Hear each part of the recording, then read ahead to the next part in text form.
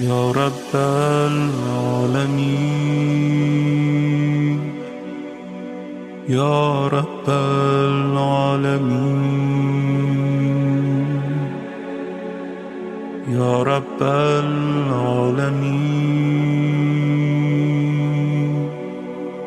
يا رب العالمين يا رب العالمين يا رب العالمين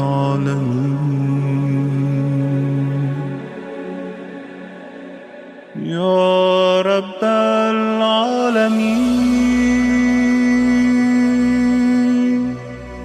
يا رب العالمين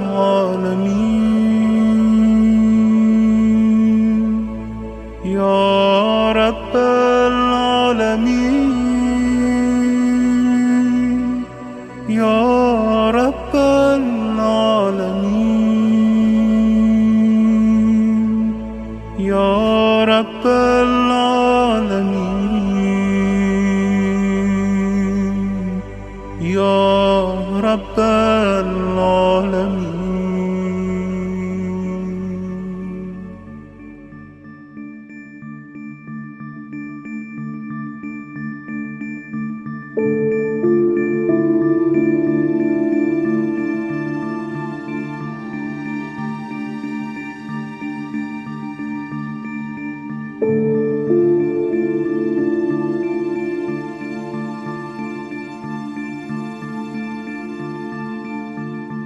Salam dəyərli İntizar Radiosu izləyiciləri. Hər birinizi ayrı-ayrılıqda xoş gördük.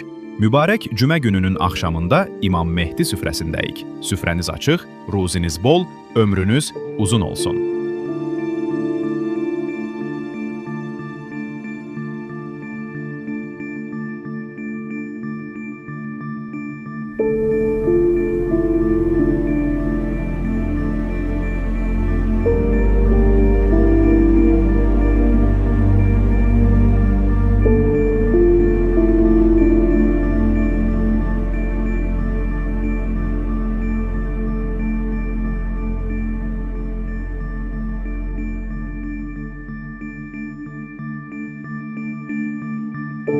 Hamı bilir ki, bütün dinlərdə, bütün məktəblərdə intizar var.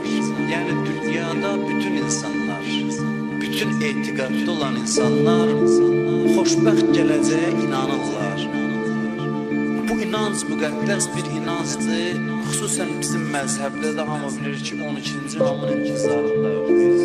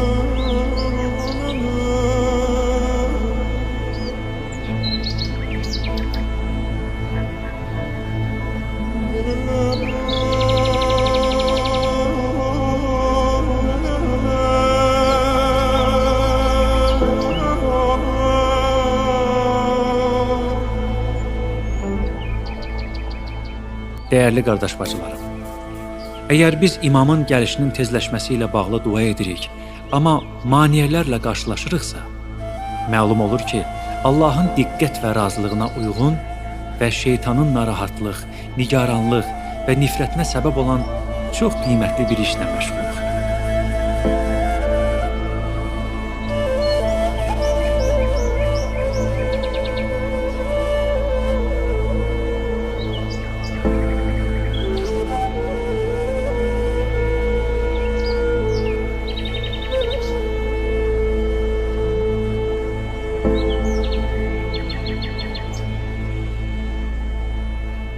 Harda olursunuz olun, Allah sizin hamınızı bir yerə toplayacaq. Müfəzzəl İbn Ömər belə rəvayət edir.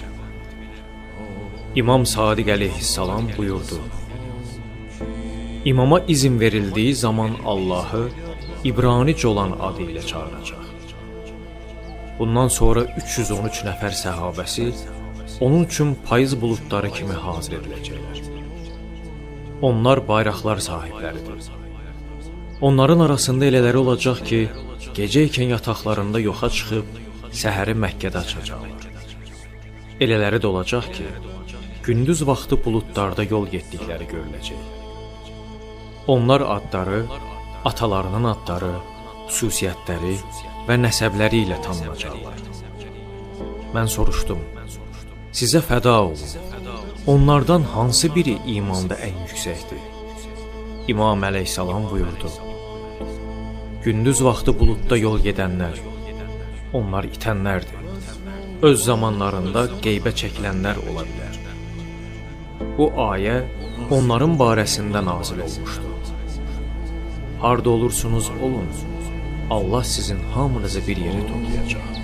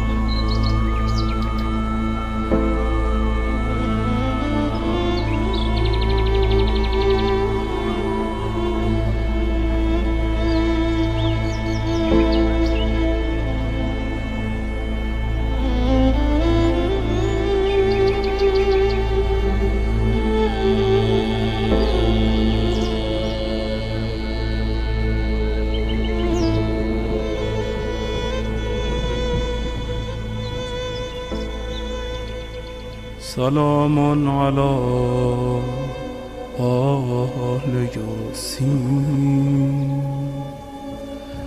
السلام عليك يا داعي الله ورباني آياته السلام عليك يا باب الله وديان دينه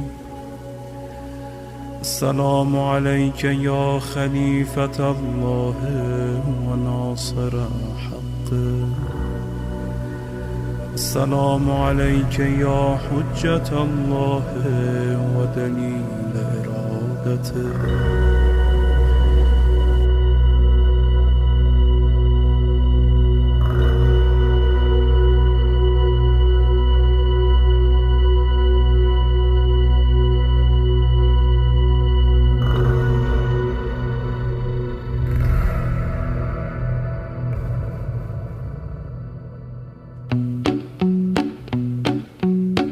Məni sənlə tanış etdi kədərim, yolumuzu rast elədi qədərim. Daha sənsiz ötmür axşam səhərim. Mən eyvanda uzaqlara baxıram, səndən ötürü bugün çox darıxıram. Sən gedəndə baharıydı, yazıydı. Mən yuxuda kənd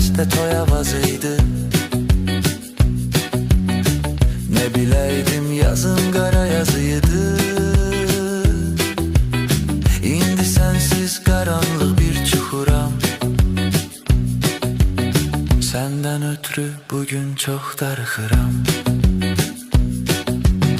Duranda görürəm hər tərəf səssiz.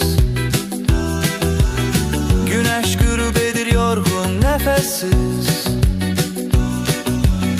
Həmdəmi olmayan neylər həvəssiz. Gecə qara ulduz olub baxıram. Səndən ötürü bugün çox darıxıram.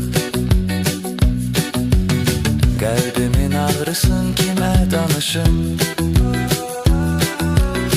Hicranının ağrıdı necə barışım. Kiminlə görüşüm kimə qarışım.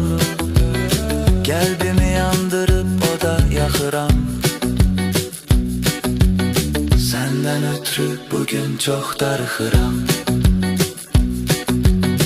Ayrılığın uzun oldu nə yaman. Qayıdarsan gələrsən mi nə zaman. Yolunu gözləyir peşmandı dilman. Gəlməzsən deyə Mövlam qorxuram. Səndən ötürü bugün çox darıxıram.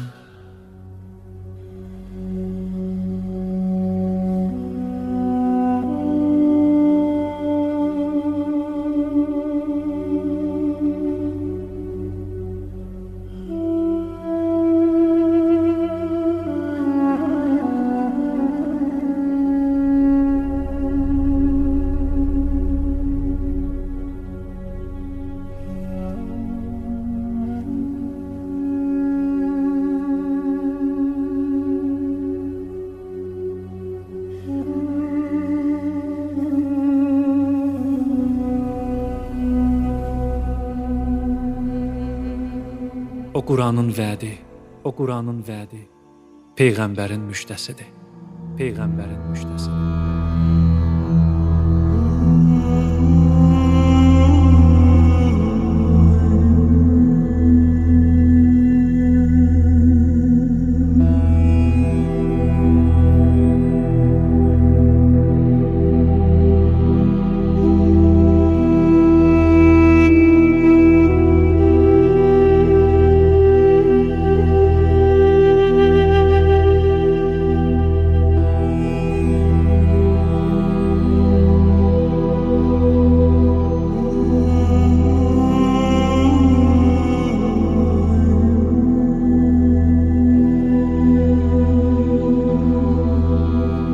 بسم الله الرحمن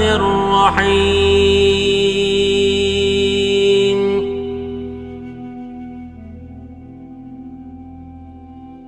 آمن الرسول بما أنزل إليه من ربه والمؤمنون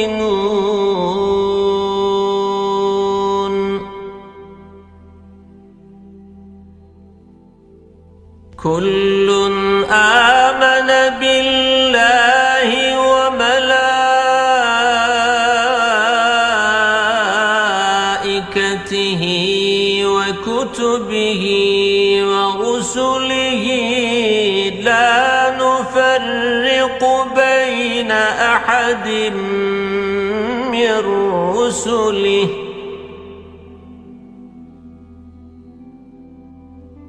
وقالوا سمعنا وأطعنا غفرانك ربنا وإليك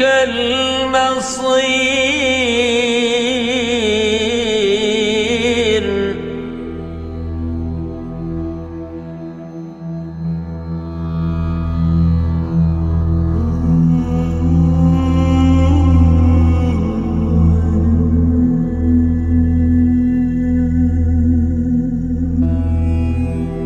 السلام عليك أيها العبد الصالح المطيع لله ولرسوله ولأمير المؤمنين.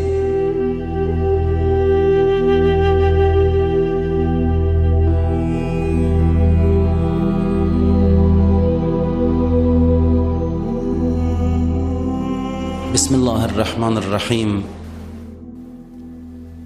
Mövzumuz insan şəxsiyyətinin müstəqilliyi, insanların müstəqil şəxsiyyətə sahib olmasının dəyəri, önəmi idi. Bu mövzunu bugün də davam etdiririk. Amma kiçik bir müqəddimə ilə bu mövzuya daxil olmaq istəyirəm. Bu elə bir müqəddimədir ki, keçmişdə buna toxunmuşuq. Yəni sizə tanış mövzulardır, məni dinləyən adamlara.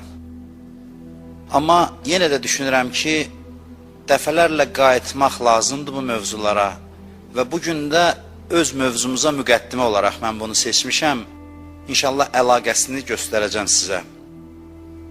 Bəzi əxlaqi xüsusiyyətlər var, əxlaqi keyfiyyətlər var.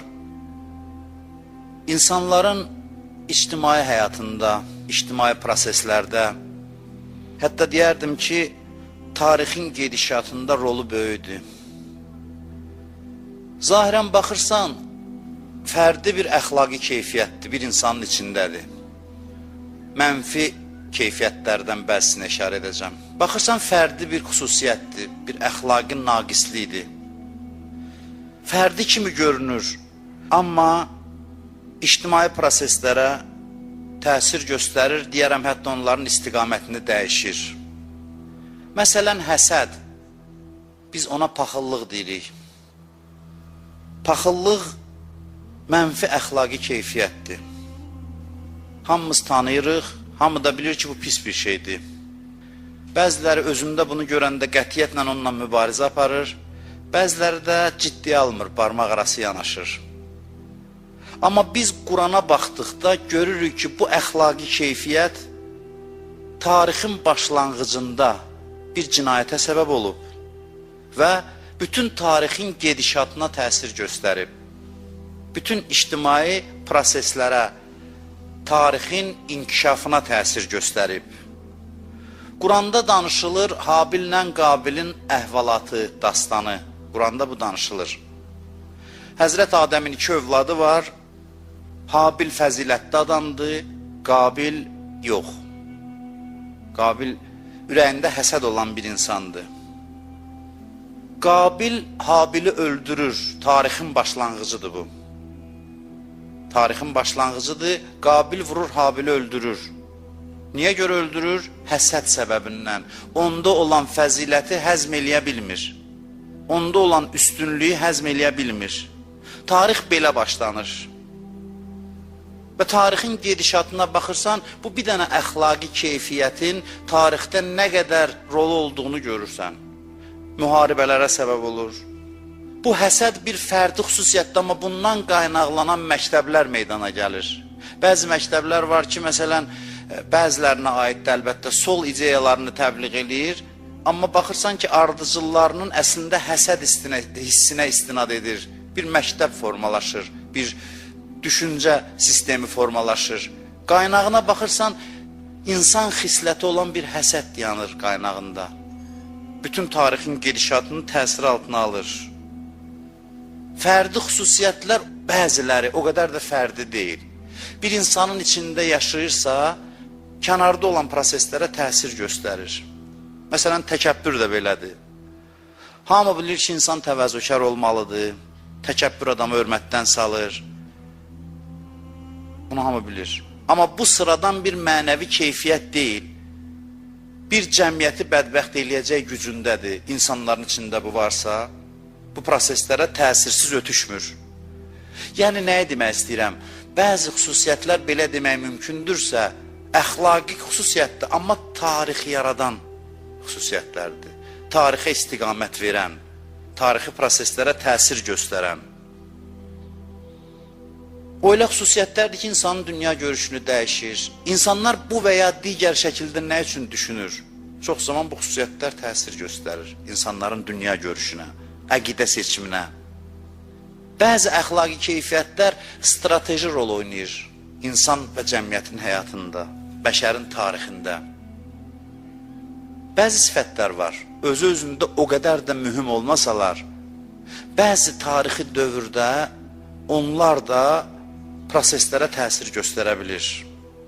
Məsələn, misal çəkim. Həzrət Fatimənin bir xütbəsi var. Həzrət Fatimə 18 yaşında olanda bu xütbəni oxuyub, Mədinə cəmaatına müraciət edir, Mədinəlilərə. Mədinə cəmaatına 2 irad bildirir xütbənin əvvəlində. 2 irad bildirir. 2 xüsusiyyətindən danışır bu cəmiyyətin, bu insanların. Amma bu 2 xüsusiyyət o dövrün faciəli hadisələrinə səbəb olur. Fatimiyyəni yaradır. Həzrət Fatimənin nalələrini batırır. Sözünün çatmasına imkan vermir. Cəmaatda olan bu 2 xüsusiyyət. Hansı xüsusiyyətdir? Həzrət Zəhranın dili ilə deyim sizə. Məaşirən nas, ey insanlar, Mədinəlilərə deyir. Əl-musri'ati ilə qeylil batil, əl-muğziyyəti aləl fi'lil qəbihil xasir. Deyir, ay batil sözə, əsassız sözə tələsən cəmaat. Həzrət Zəhranın görün nə dərəcədə o cəmiyyəti tanıyır. Deyir, ay nahaq sözə, batil sözə, əsassız sözə tələsən cəmaat və ay ziyan vuran pis xüsusiyyətlərə göz yuman cəmaat, cəmiyyət. 2 xüsusiyyət. 1. Əsassız sözə tələsənlər. 2. Ciddi nöqsanlara göz yumanlar. Bu 2 xüsusiyyət Mədinə cəmaatında var. Bir şayə düzəldirsən, inanırlar. Bu hər yerdə var. Bugün də var. Əsassız bir dənə söz düzəlt danış, qulaqdan qulağa, dildən dilə deyəcəklər, eşitdin də, xəbərim var, filan şey oldu. Bilirsən filan kəsindən nəyi var? Əsassız, batil bir sözü bəziyib, düzüyüb insanlara yayırsan, insanlar da ona doğru tələsir. Həzrət Fatimə bu xüsusiyyəti qabardır. Xəbərin düzlüyü, səhvliyi onları maraqlandırmır. Nə qədər cazibəli olsa bir o qədər təsirinə düşürlər. Gebelsin bir sözü vardı, deyirdi, yalan nə qədər böyük olsa daha çox inanırlar. Daha çox inandırmaq olur. Bu xüsusiyyət pis xüsusiyyətdir. Bir cəmaatda bu xüsusiyyət varsa, təhlil eləmədən, yoxlamadan şayələrə inanmaq, adamlar haqqında dezinformasiyaları təsdiqləmək, ağızdan ağza ötürmək, tez batil sözə tələsmək, bu pis xüsusiyyətdir. Amma bu xüsusiyyət hər yerdə var. Çox yerdə var. Çox yerin cəmaatında bu xüsusiyyət var. Amma bəzi tarixi şərait yaranır ki, cəmaatın bu xüsusiyyəti böyük bir faciə yarada bilir. Mədinə cəmiyyətində belə bir şərait var idi. Mədinə cəmiyyətinin o xüsusiyyətə sahib olması həmin o tarixi dönəmdə, həmin o dövrdə gəlir nəyə çatır? Ona çatır ki, Həzrət Fatimə qərib qalır. Sözü eşidilmir həmin o cəmiyyətdə. Olmayan şeyi düzəldirdilər, cəmaat da qəbul eləyirdi. Həzrət Fatimə deyir, ona görə siz haqq sözü eşitmirsiniz.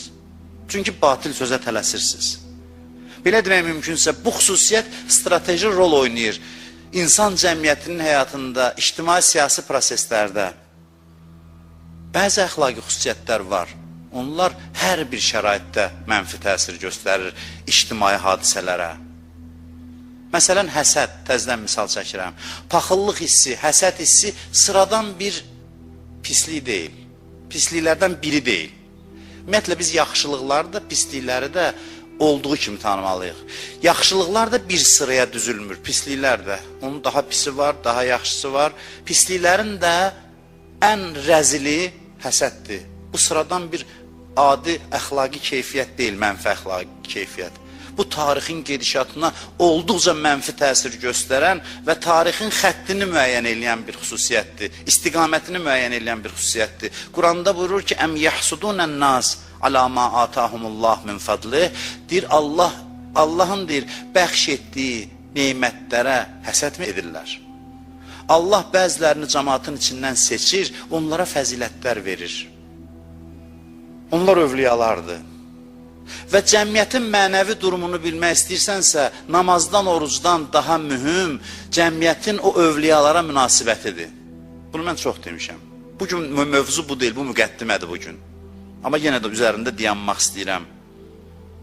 İnsanların övliyalara münasibəti, cəmaatın içində fəzilətli adamlar yaşayır. Cəmiyyətin mənəvi durumunu müəyyən eləmək istəyirsənsə, bax gör, cəmiyyət fəzilətli adamlara hansı münasibətdədir. Bu, cəmiyyətin mənəvi durumunun göstəricisidir.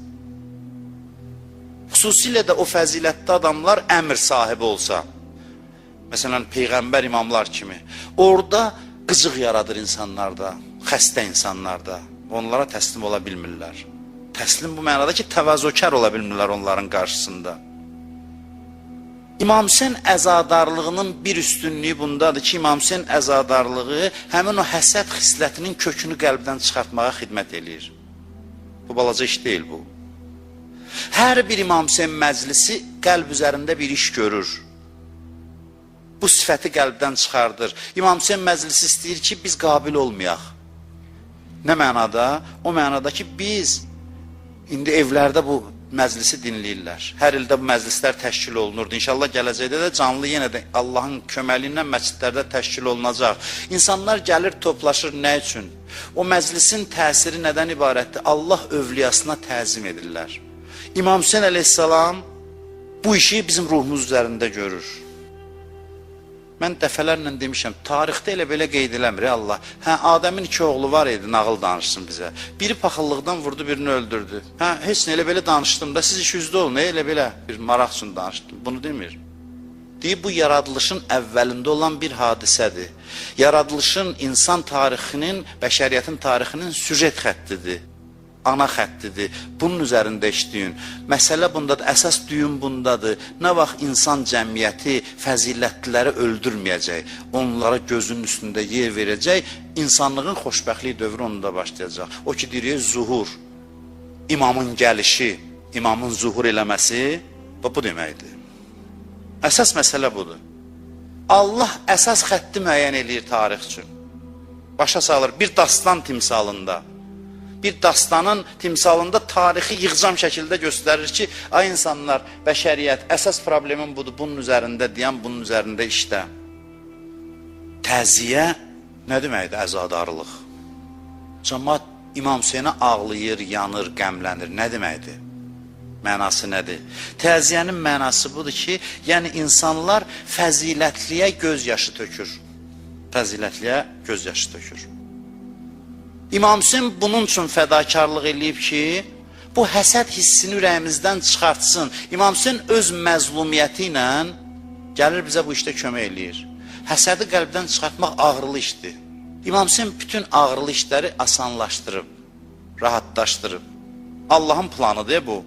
Bu həlledici mənfi xislət, paxıllıq hissi ki, insanlarda var. Buna mütləq zərbə vurulmalıdır. Çünki buna əlac olsa tarixin gedişatı dəyişəcək. Bunun üçün böyük bir hadisə yaradıb Allah Kərbəlada. Fəzilətliyə əza saxlayırsan ki, səndə paxıllıq olmasın. İmam Zaman zuhuru təsadüfi deyil ki, deyir 12-ci imam gələndə deyəcək, mən Hüseynin oğluyam, onun oğluyam.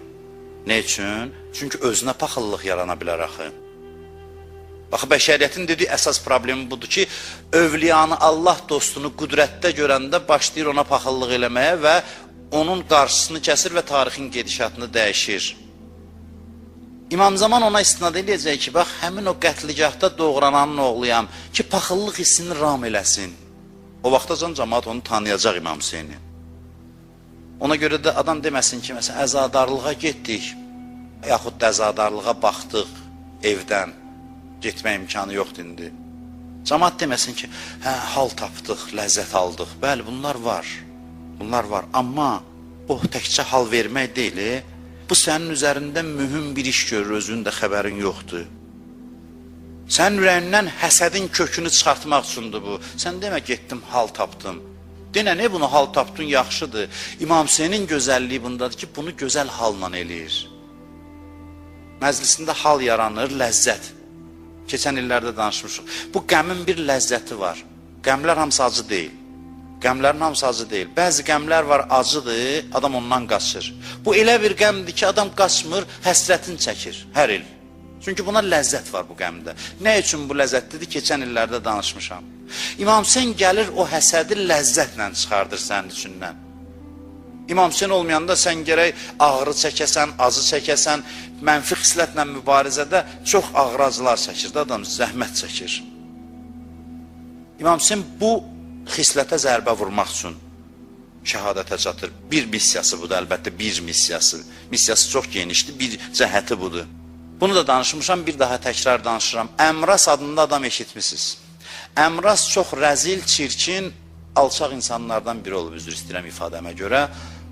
Muaviyyənin vəziri olub, belə demək mümkünsə, və Həzrət Əli əleyhissalamla da döyüşdə Muaviyyəyə məsləhətlər verirmiş.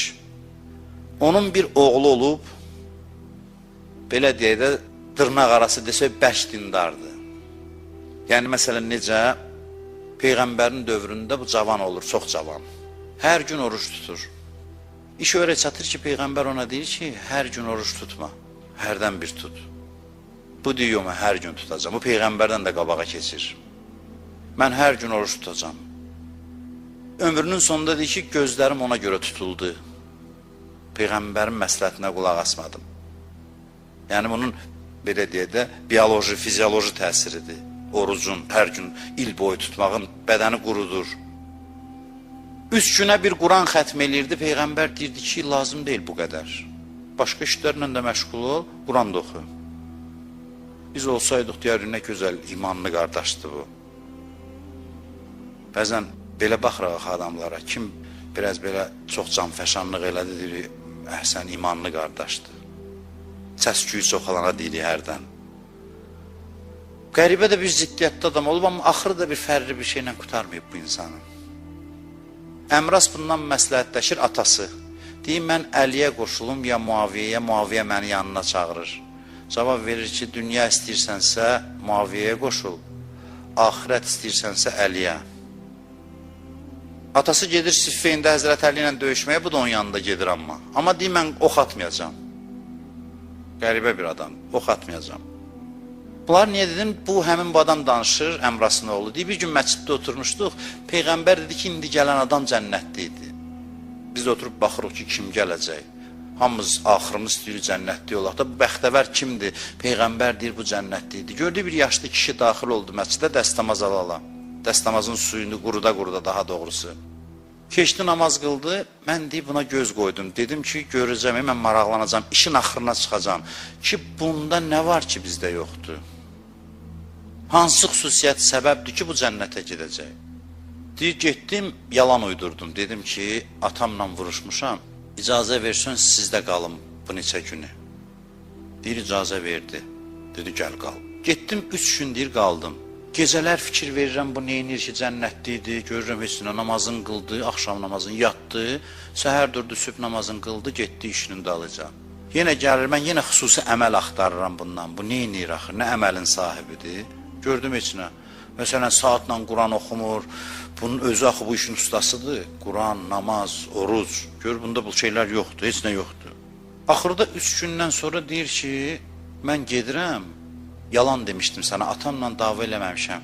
Gəlmişdim, görəm ki, sən ne üçün cənnətliysən? Peyğəmbər sənin haqqında dedi ki, sən cənnətliysən. Sən adi adam sanmış ki, deyir, mən bilirəm ki, mən adi adamam.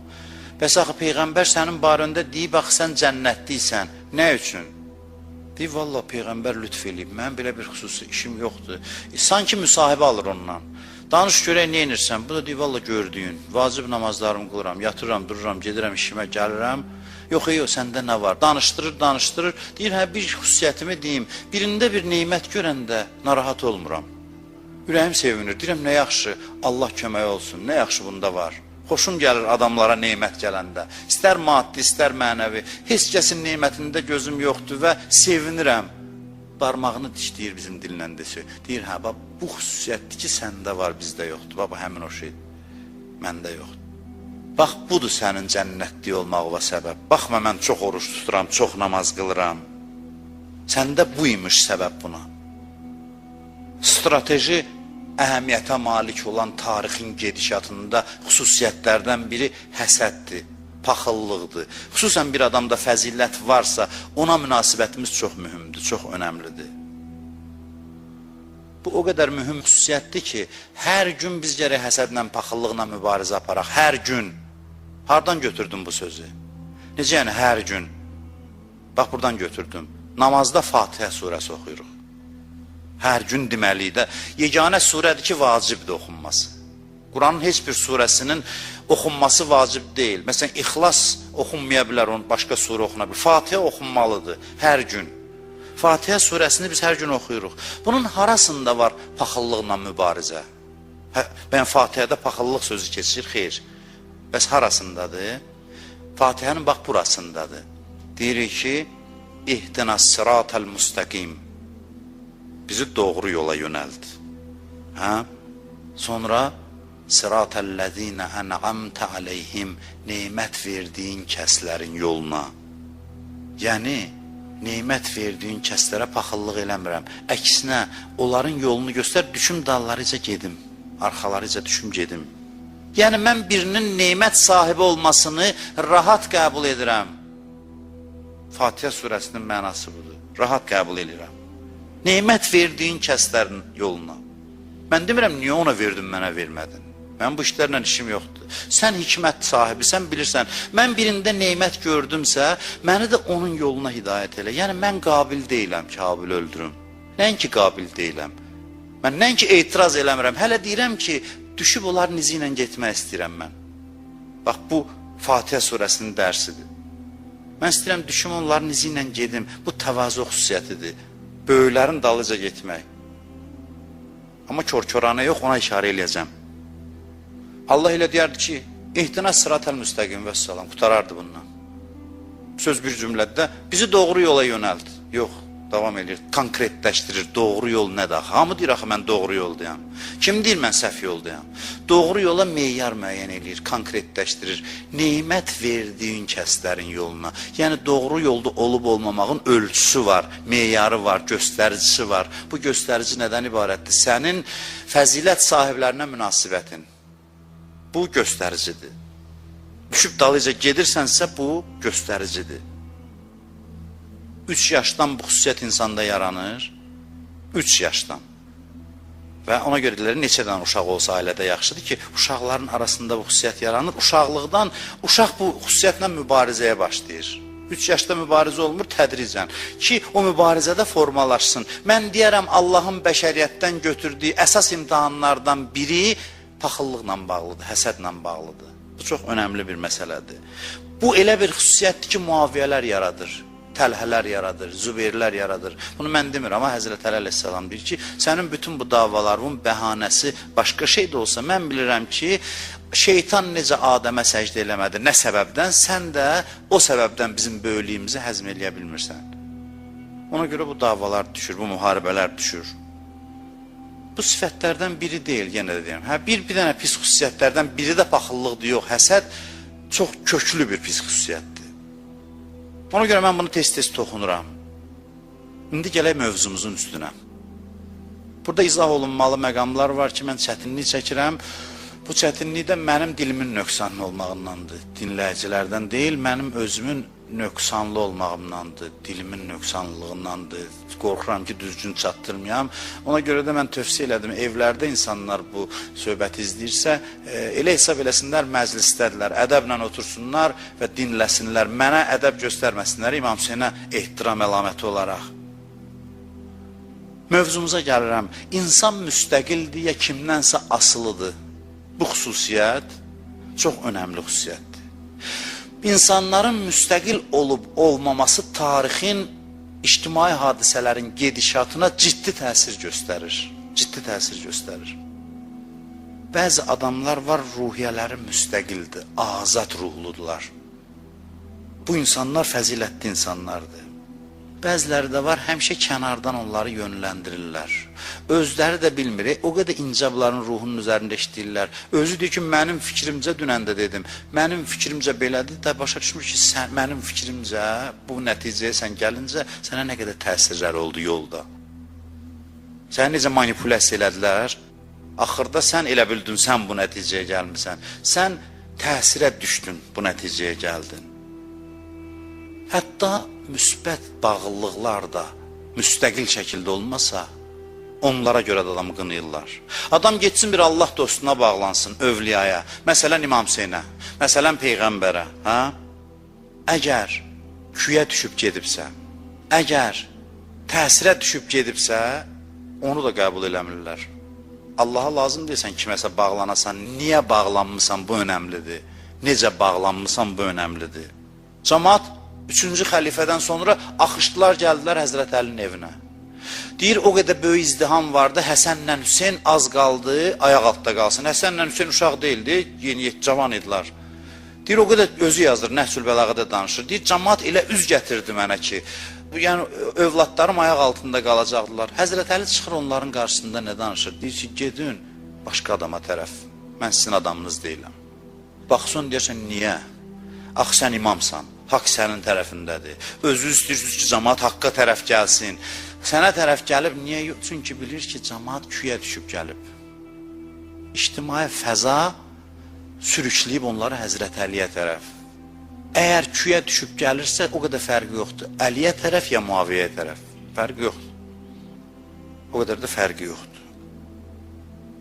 Nə səbəbdən gəlmirsən, bu önəmlidir.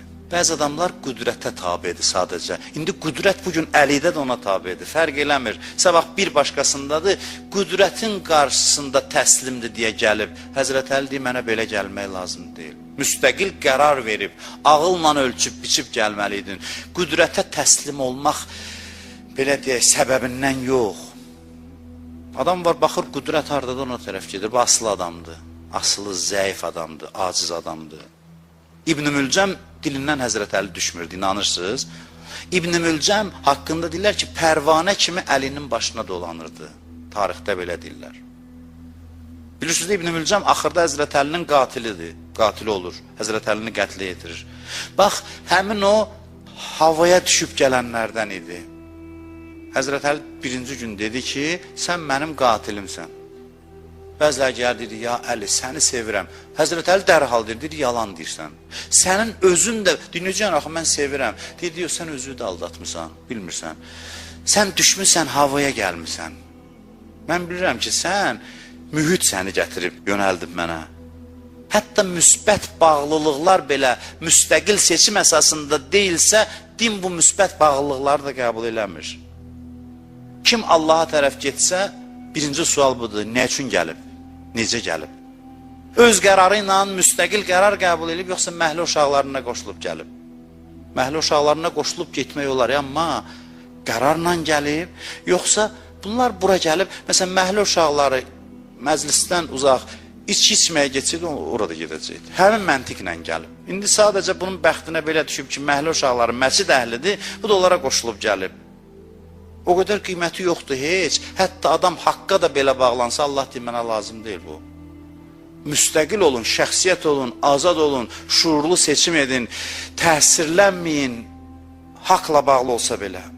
Pasiv insan olmayın, mühitə tabi yaşamayın, mühiti formalaşdırın, təsir qoyun.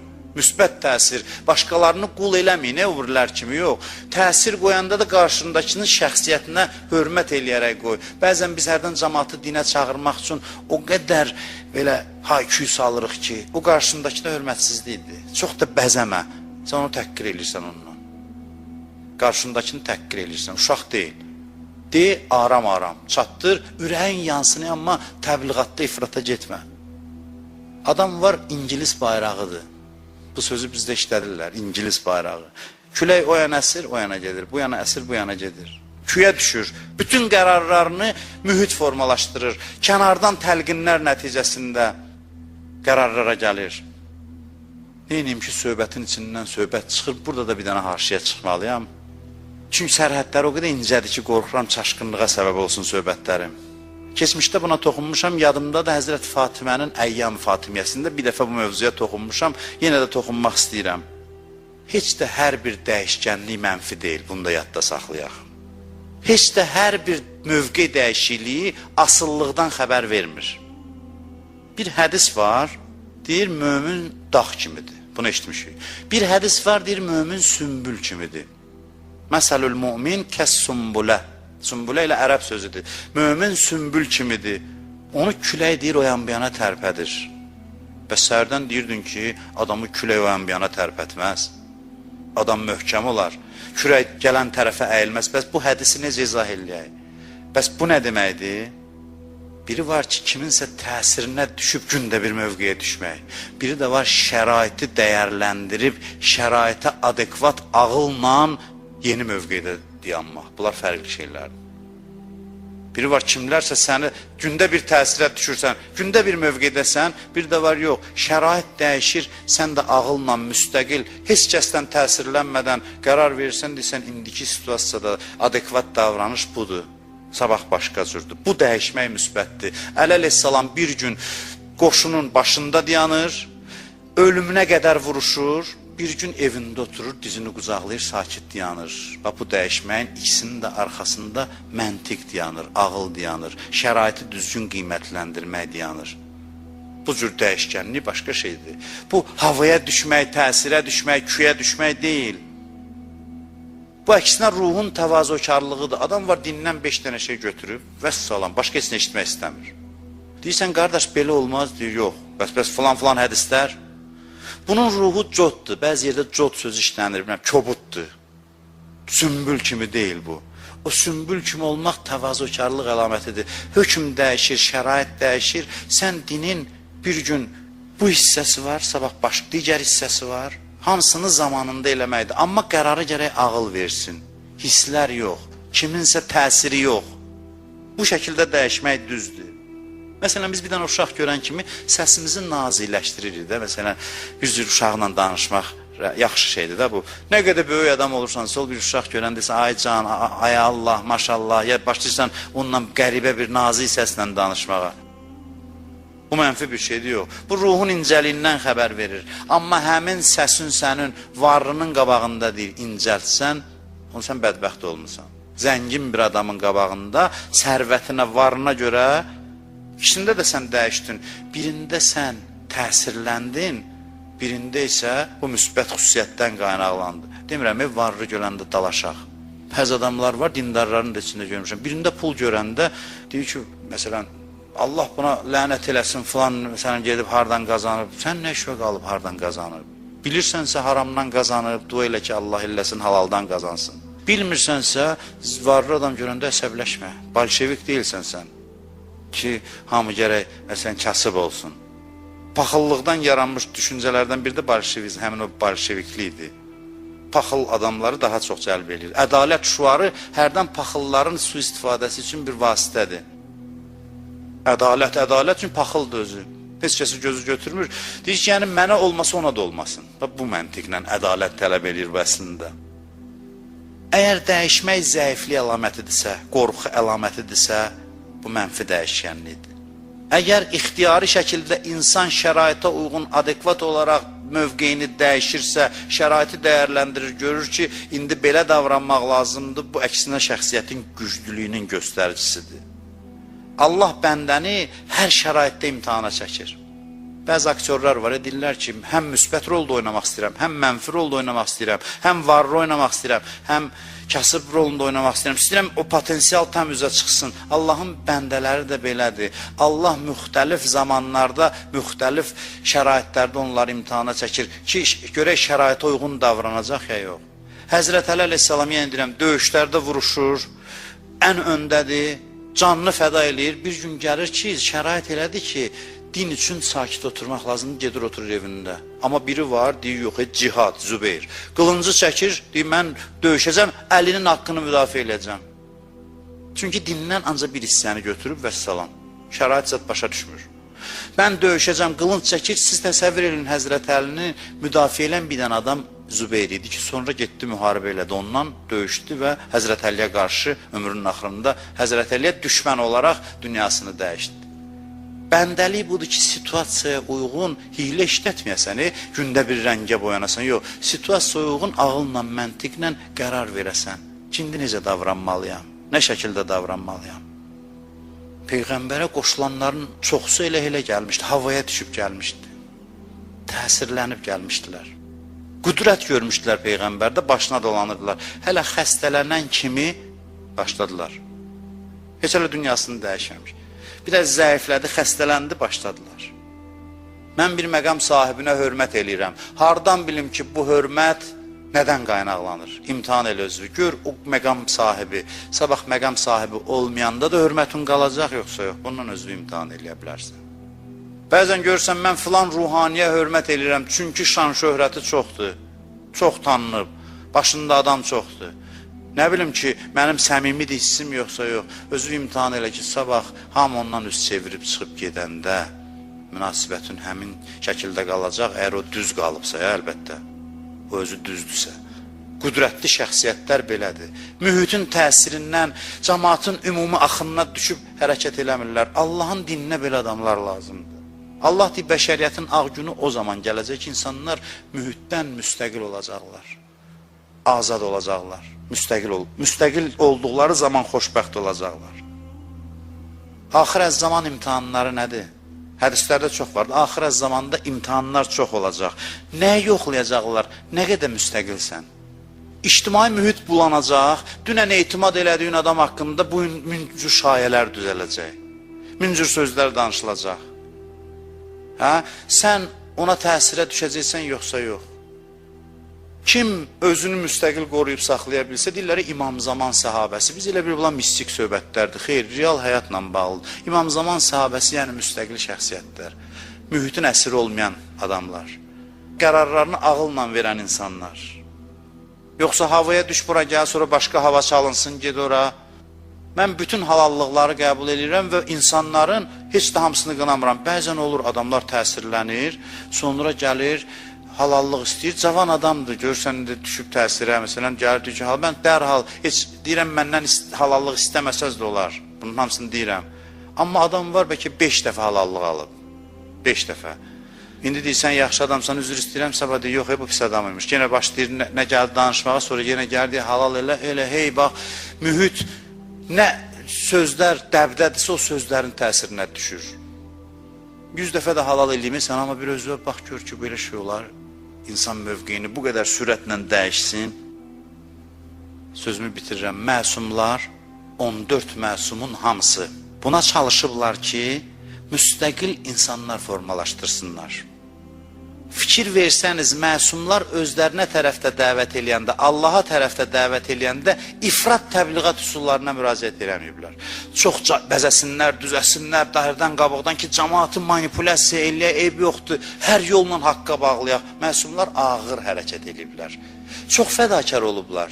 Gecələr deyib, Peyğəmbər ağlayıb, dua eləyirdi cəmaatın hidayəti üçün. Allah deyirdi, bu qədər özünü öldürmə. Amma əməldə o qədər də səs-küy salmayıblar ki, cəmaat müstəqil şəkildə haqqa bağlansın, müstəqil olaraq bağlansın. Ona görə də imamlar qərib qalıb, ona görə imamlar tək qalıb. Haqqın məzlumiyyətinin səbəblərindən biri budur ki, batil yolda olanlar hər vasitə ilə çəkir, cəmaatın da psixologiyasını tutur, necə, nə eləmək olar. Bunlar da deyir, əleyhissalam deyir ki, o psixologiyanı mən hamıdan yaxşı bilirəm. Qalsa bu cəmaatı özümə tərəf çəkməyə, onlardan mahir bacararam bunu, amma mənim yolum deyil bu. Mən qarşımdakına hörmət eləyirəm, qarşımdakı özü qərar verməlidir, şuurlu seçim eləməlidir. Adam az gələcək, qoy gəlsin, eyb yoxdur, məni öldürəcəklər, qoy öldürsünlər. Amma mən hətta cəmaatın belə deyə də qul olması bahasına iqtidar istəmirəm. Mənə azad cəmiyyət lazımdır. Mən iqtidarı nə edirəm ki? Qüdrəti nə edirəm mən? Mən qüdrət mənim nəyimə lazımdır? Mənə lazımdır insanlar azad, şuurlu seçim eləyə bilsinlər həyatda. İmam Hüseynin yoluna baxın, qəribədir. Cəmaat vəd verər, başına adam yığar, imam özündən adamları ayırır. Kərbəla yolunda nə qədər adamı deyir ki, sənə yol pulu da verirəm, çıx get, sənin işin deyil bura. Bu gəlib, həmin o, necə deyim, haya düşüb gəlib, küyə düşüb gəlib, elə bilir burada nəsə var, qazanc var. O da onların hamısını açıq deyir ki, bu ölüm karvanıdır, bu şəhadət karvanıdır. Özündən qopardır. Özündən qopardır. Çünki görür ki, düz qoşulmayıblar. Nəinki ifrat cəzb eləmir, əksinə getməklərinə şərait yaradır. Getməklərinə şərait yaradır. Getmək üçün nə bəhanə tapa bilər adam ki, qoysun getsin. İmam özü o bəhanəni verir. Nə deyir? Aşura gecəsi hamını toplayır. Eşitmişsiniz bir sərkərdə yanındakilərine deyə gedin, olmayıb tarixdə. Hamı deyir, qalın, yaxşı olacaq, əli olacaq, birinə bir şey vəd eləyir, o belə demir. Hamını toplayır, birdən bəhanə tapmağa çətinlik çəkərlər, deyir ki, bunların davası mənnəndir. Sizdən işlər yoxdur. Sizin qalmağınız da mənə kömək eləməyəcək. Mən də sizdən razıyam. İndiyəcən bəsdir. Sədaqətinizi göstərdiniz. Çox sağ olun, ayrılıb gedə bilərsiniz. Qapı açır ki, gedin. Nə üçün? İstəyir ki, müstəqil, şuurlu seçim əsasında qalanlar qalsın. Azad adamlar qalsın. Mənə şuurlu seçim edən adam lazımdır. Birinin oğlu əsir düşür, İmam Hüseynin sahabələrinə. Deyir ki, ağa mənə xəbər gəlib ki, övladım əsir düşüb. İmam dərhal deyir ki, ged, eşitmişəm ki, əsir düşüb, ged. Deyir, baxır Əli Əkbərə, ağlayır. Deyir ki, necə gedim? Mənim övladım sənin övladından artıqdır. Belə kişilər lazımdır. Əksinə istiqamət verir.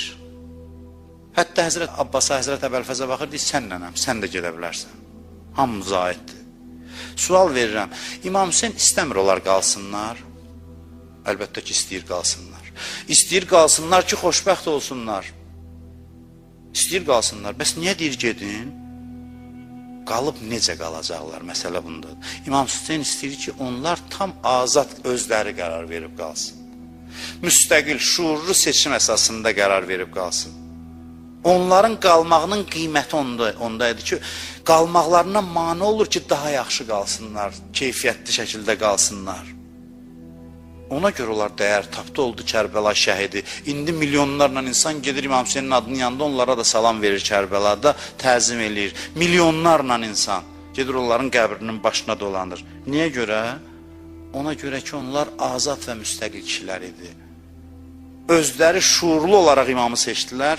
Heç bir yan təsir, əksinə hər şey ziddinə idi imamın. Bütün ictimai təbliğat, imam özü də elə eləyirdi ki, qoy mən onlara təzyiq eləməyim ki, məndən qalsınlar. Bütün bu maniələri aşıb qalandan sonra, ondan sonra deyil, cənnətdə yerlərini göstərdi.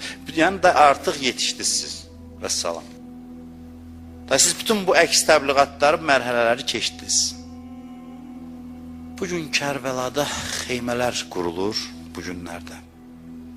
Deyir, xeymələri elə qurmuşdular ki, Əhl-i Beytin kişiləri, qadınların yanında olsun, uşaqlar, məhrəmlər yanında olsun. Deyir, qızlar tez-tez gəlirdi, Həzrət Əvəlfəzin xeyməsinə baxırdı ki, əmmimiz buradadır, ürəklənirdilər, qorxulu səhrada. Mən bir alimdən bunu eşitmişəm, deyir, İmam Hüseyin istəyirdi söz açsın, öz şəhid olacağından, Xanım Zeynəbə demək istəyirdi. Xanım Zeynəb sözü dəyişirdi. Olur, adam bir şey bilir ki, baş verəcək. Amma üzə vurmur, keçir üstündən. Həzrət Zeynəb bilir ki, bu karvan hara gəlib, nə üçün gəlib. Amma imkan vermir ki, İmam Hüseyin söz açsın. Hey sözü dəyişir. Nəsə demək istəyəndə gedir güya nə ilənsə məşğuldur. 9 gün İmam Hüseyin hey istəyir ki, bu söhbəti gətirsin şəhid olacağına. 9 gün bu baş vermir. Hey sözü xanım Zeynəb dəyişir. Uzanır Aşura gecəsinə qədər ki, artıq sabah döyüşdü. Bunu Aşura günü həmişə mən danışıram. İmam Səccad əleyhissalam deyir ki, bibim Zeynəb mənə qulluq edirdi, mən qızdırma içindəydim. Elə bil ki, gəldi məqam tapdı İmam Hüseyin ki, Zeynəbə sözü açsın da nəhayətdə, sabah döyüşdü. Onsuz da ikisi də bilir, amma gərək söz danışılsın, hazırlasın onu. Ha istəyir hazırlasın, Həzrət Zeynəb qaçır. Aşura gecəsi oldu nəhayət. İmam Səccad deyir ki, bibim mənə qulluq eləyə-eləyə gördüm ki, atam işarə eləmək üçün, xanım Zeynəbə söz salmaq üçün, sözü gətirmək üçün şeir oxudu ərəbcə. Ya dəhr, uffin ləkə min xəlili. Dedi, ay vəfasız dünya.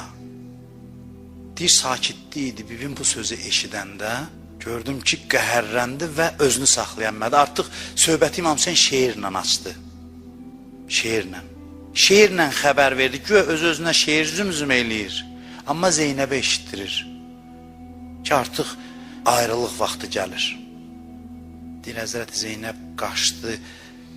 İmam Səccad əleyhissalam deyir ki, məni qoydu, getdi ona tərəf və deyir, çatanda gördüm ki, çarşabı yerlə sürünə gedir. Və deyir, yıxıldı yerə. Yıxıldı, özündən getdi. Deyir, İmam Hüseyin onu özünə gətirdi və dedi, bacı, ehtiyatlı ol ki, şeytan səni azdırmasın. Peyğəmbər məndən üstün idi, getdi. Əli məndən üstün idi. Anam Fatimə, atam İmam Həsən. Xanım Zeynəb deyir ki, onların biri gedəndə digəri ilə ovundururdum ürəyimi. Sən axırıncı yadigarımsan, axırıncı əmanətimsən. Səndən ayrılmaq çətin olacaq. Bunu nəzmə çəkib şair. Bu gecə axır ömrüm, şəb-i hicrandı bacı. Mən sənə oğlum Əli Leyliyə mehmandı bacı. Eyləsin zibi kənar, Əkbəri Leyla bu gecə. Yatmasın sübhə tək o, bülbül-i şeyda bu gecə. Eyləsin öz gülünə yaxşı tamaşa bu gecə. Sübh açılsa görəcəkdi, gülü xəndandı bacı. Bu gecə axır ömrüm, şəb-i hicrandı bacı. Mən sənə oğlum Əli Leyliyə mehmandı bacı. Ümmü Leyla eləsin zinət Əli Əkbərinə. Sürmə çəksin balamın ahu baxış gözlərinə. Şanə vursun o mələk mənzərimin tellərinə. Gərçi zinətsiz özü bir məh-i-təbandı bacı. Bu gecə axır ömrüm, şəb hicrandı bacı. Mən sənə oğlum Əli Leyliyə mehmandı bacı. Əsğərim dərrə-i cananıda candan keçəcək. Əlləri müstəbalam su yerinə qan içəcək. Boğazın xəncər bürran kimi peykan biçəcək. Şiir-i xarəm bu minadə quzu qurbandı bacı. Bu gecə axır ömrüm, şəb-i hicrandı bacı. Mən sənə oğlum Əli Leyliyə mehmandı bacı. Gözüm Abbasa baxır, qəlbidə artır ələmim. Verəcək baş, qalacaq baş açıq əhli hərəmim. Sınacaqdır qoşunum, həm yatacaqdır ələmim. Şaxəsi sərv-i qədi, zinət-i meydandı bacı. Bu, bacı ilə qardaşın münacatıdır. Bu günlər çox çətin idi qızlar üçün. Onlar hörmətli bir mühitdə böyümüşdülər. Əhl-i Beytin davranışına mən baxmışam kitablarda. Xanım Zəhra məsələn İmam Hüseyni belə çağırardı. Ya səmərətə fuadi, ya qurrətə eyni, ay gözümün nuru, ay ürəyimin meyvəsi. Nəvaziş içində böyüyən uşaq birdən elə çətin vəziyyətə düşəndə iki qat ağır olur. Onlar səhrada yaşayan uşaqlar deyildi. Tikanlı səhralar onlar üçün yad yerlər idi. Və həmişə hörmət, izzət, məhəbbət görmüşdülər. Ona görə bunu oxuyanda mənim ürəyim çox yanır. Düşmən yazır, düşmən danışır. Deyir ki, biz çadırlara hücum eləyəndə o çadırları dairəvari düzəltmişdilər. Yəni, arxadan qaçış yox idi. Deyir, biz gəldik, onlar deyib bizə tərəf gəldilər. Onlar başa düşmürdülər ki, biz nə eləmək istəyirik. Onların ağlına gəlmirdi. Onlar bilmirdilər ki, uşağa əl qaldırmaq olar ümumiyyətlə. Bunlar döyülmək görməmişdilər, ağır söz eşitməmişdilər. Ona görə düşmən deyir ki, biz onlara tərəf gələndə bunlar bizi qarşılamağa çıxdılar. Deyir ki, biz qamçıları çıxardanda deyir, onların gözündə elə vəhşət gördüm. Çox qorxulu bir hal aldılar. Çünki döyülən uşaq adiləşir onun üçün. Amma ehtiram olunan, hörmət görən uşaq ağlına sığışdırmır deyib, biz qamçını çıxardıb onları vuranda gözlərində heç vaxt görmədiyimiz bir vəhşət işarəsi var idi, əlaməti var idi. Deyib, biz başladıq atlar qabağında onları qaçırtmağa. Təsəvvür eləyin Hüseynin övladlarını, qızlarını. Və deyir, həmişə axı qızın bir çətinliyi olanda, nəsə o təhlükə olan kimi atasına tərəf qaçar. Deyir, qeyri-ixtiyari qaçdı atasının nəşinə, bədəninə tərəf. Gəldi, dedi, atam, nə uzanmısan, görmürsən neynirlər? Görmürsən ki, bizi at qabağında qaçırırlar? Dedi, ey Səkinə, salamımı məni sevənlərə çatdır, İmam Hüseynin sifarişidir. Onlara denən ki, nə vaxt səhərin su içsələr, məni yad etsinlər. Nə vaxt bir şəhid cənazəsi gəlsə, əvvəl mənə ağlasınlar. Bir qərib adam öləndə mənə ağlasınlar. Xalqımızın bu adəti var. Mən fikir vermişəm ki, şəhid cənazəsi gətiriləndə, cavan adam öləndə, ya Hüseyin deyər. Bu İmam Hüseynin sifarişidir. O uşaqları ağlamaq da qadağan idi. Bunları tarixdən danışıram, amma mən əfsanə danışmıram. Tarixdə qeyd olunub ki, ata səsi eşidən kimi, ata naləsi eşidən kimi, uşaqların ağlamaq səsini eşidən kimi qamçı ilə başlarının üstündə durub vururdular. Ağlamağı da qadağan eləmişdilər. Uşaqlar içində çəkirdi. O qızlardan birinin balaca ürəyi dözmədi. Ürəyə qəm çöktükcə dözmədi ürəyi. Şamın xərabəsində xanım Zeynəb deyir ki, gördüm, gecə oyanıb yenə ağlayır. Durdum yuxudan, dedim, qızım, niyə aram olmursan, niyə yatmırsan, yemək istəyirsən, su istəyirsən, dedi, acam, susuzam, amma nə yemək, nə su istəmirəm, mən atamı istəyirəm, atamdan başqa heç nə istəmirəm. Kim onun ziyarətinə gedib Şamda, Suriyada deyirlər ki, oyuncaq aparır cəmaat onun ziyarətinə. Çox gözəl ənənədir, qız uşaqları əlində oyuncaq gətirirlər onun məzarına. Mənası budur ki, yəni uşaq ağlayanda onu sakitləşdirəndə oyuncaq verərlər. Day atasının kəsik boğazını, kəsik başını gətirib qarşısında qoymazlar. Xanım Zeynəb deyir, elə ki, o başı gətirdilər xarabəyə, gördüm ki, qolların çirmələdi. Əvvəl qolların göstərdi atasına ki, bax gör qollarımı necə göyərdiblər. Deyir, gördüm, danışdı. Həzrət Zeynəb deyir, gördüm, səsi kəsildi, day danışmır. Elə bildim, yuxuya gedib. Sevindim ki, yuxuya gedib, aram olub, atasını görüb, sakitləşib. Xanımlara dedim, səs salmayın, deyəsən uşaq yatdı. Yaxınlaşanda gördüm, elə bir mənzərə gördü ki, Həzrət Zeynəbin naləsi ucaldı deyir. Gördüm, baş düşüb bir tərəfə, İmam Hüseynin o 3 yaşlı qızının bədəni düşüb bir tərəfə. Əla lənətullah, ələl qavmi zalimin.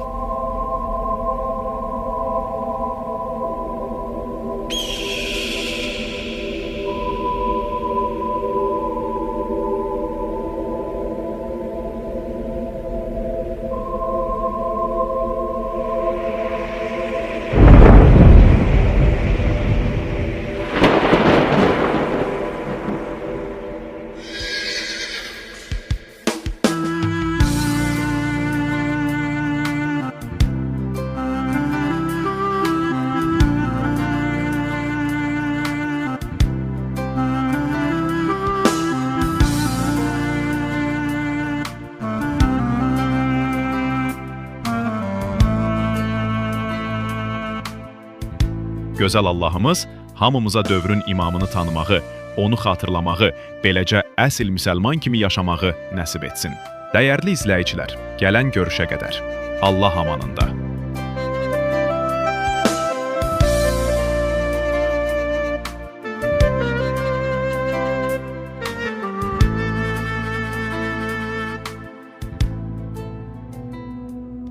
إلهي عظم البلاء وبرح الخفاء وانكشف الغطاء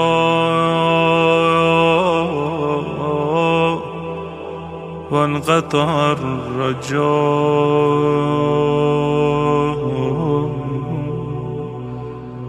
أضاقت الأرض ومنعت السماء وأنت المستعان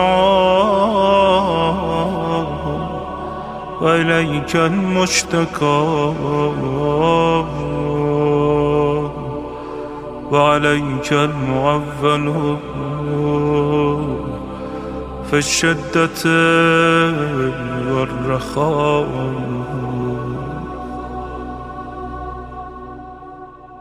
اللهم صل على محمد وآل محمد أولي الأمر الذين فرضت علينا طاعتهم وعرفتنا بذلك منزلتهم ففرج عنا بحقه فرجا عاجلا قريبا كلمح البصر أو هو أقرب يا محمد يا علي يا علي يا محمد اكفياني فإنكما كافيان وانصراني فإنكما ناصران يا مولانا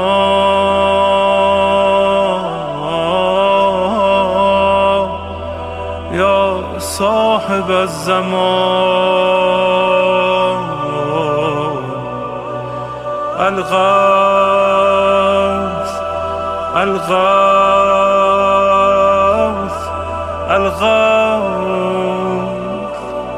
أدركني